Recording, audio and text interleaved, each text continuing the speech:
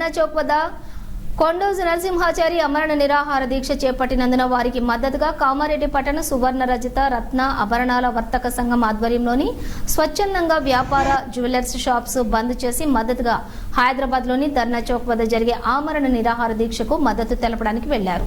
ఈ సందర్భంగా సువర్ణ రజిత రత్న ఆభరణ వర్తక సంఘం జిల్లా అధ్యక్షులు ఎం శ్రీనివాస్ మాట్లాడుతూ ఈ రోజు కొండోజు నరసింహాచారి హైదరాబాద్ లోని ధర్నా చౌక్ వద్ద ఆమరణ నిరాహార దీక్ష చేపట్టడం జరిగిందని, ఆయనకు మద్దతుగా కామారెడ్డి నుండి స్వచ్ఛందంగా వెండి బంగారం వర్తక సంఘం సభ్యులు వారికి మద్దతుగా షాపులు బంద్ చేసుకుని మరీ మద్దతు తెలపడానికి హైదరాబాద్ వెళ్లడం జరుగుతుందని తెలిపారు.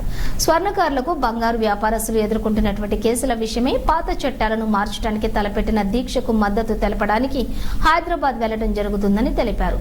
ఈ కార్యక్రమంలో ఉపాధ్యక్షులు వై శ్రీనివాస్, ప్రధాన కార్యదర్శి వై శ్రీనివాస్, కోశాధికారి జి శ్రీనివాస్, సహాయ కోశాధికారి కె శ్రీనివాస్ పాల్గొన్నారు.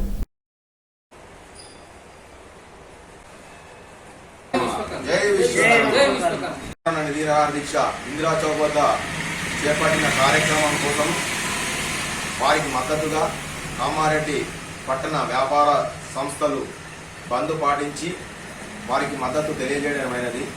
విషయం ఏమిటంటే, ఎప్పుడో చేపట్టిన బ్రిటిష్ వారి కాలంలో ఉన్నటువంటి దొంగ బంగారం విషయమై చేపట్టిన కేసుల విషయమై ఆ జీవోలను సవరణ చేయుటకు వారు ఈరోజు ఆమరణ నిరాహార దీక్ష చేపట్టమైనది.